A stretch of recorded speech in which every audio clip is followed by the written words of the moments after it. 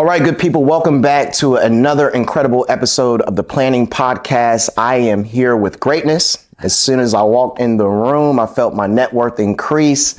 I am here at my alma mater, Samford University, with the 19th president, Dr. Beck Taylor. Isaac, good to see you. Good to see you. Welcome home. Absolutely. Always good to have you on campus. Yeah. Yes, indeed. And so we are honored to share space with you, also learn from you. There's so much innovation, so much courage in the leadership that you've been able to exemplify. But we want to start at the beginning. So before it was Dr. Taylor. Yeah. Who was young Beck? Where did you grow up? Tell us more about we'll just say the different experiences and the exposure that you had at a young age. Yeah, well, first of all, thank you for having me on the podcast. Isaac, I'm a huge fan of yours, as you know, and so I'm looking forward to our conversation today. Absolutely. When people ask me where I'm from, that feels like a trick question, in part because I've had a lot of homes. Yeah. I was born in Arkansas, lived there for a very brief amount of time, moved to Louisville, Kentucky, Dallas, Texas, Houston, Texas, Naples, Florida. This is all before going to college. Wow. And so those early growing up experiences taught me how to be flexible and nimble. Right. They taught me how to make friends quickly and easily. Probably taught me how to appreciate places for their value and worth and to see the best parts of places. Right.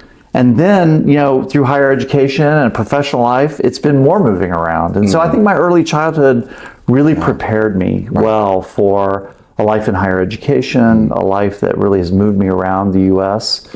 quite a bit.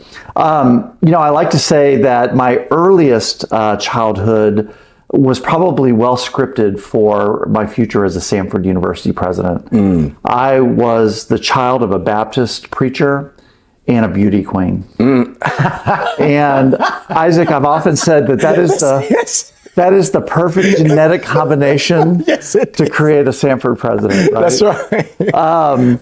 But in all honesty, sadly, my parents were divorced early.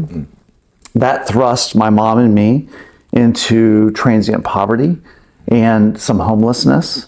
And so my first 10 years of life were actually pretty difficult. And that had a lot of broad implications and impacts on my own life. Perhaps not every young boy needs a dad. I did. Yeah. I did. Right. And so I had behavioral issues. I had academic challenges. And really got off to a pretty rough start. And so whereas my kind of origin story, you might say, oh, that guy could be a future president of Samford.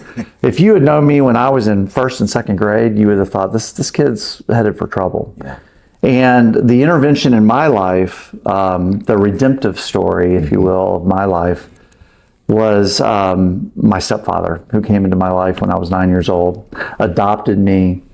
And from then on, the trajectory of my life changed dramatically. Right. And so I think that story is important. I often share that story with Samford students because, at Samford, we have students from across, the array of experiences. We have students who have grown up in stable homes, come from economically secure environments. We also have students who come out of very difficult circumstances. Right. And I want our students to know that regardless of your story, you can be successful here. Yeah. And so I like to tell that part of my story. It's also shaped the way I view life.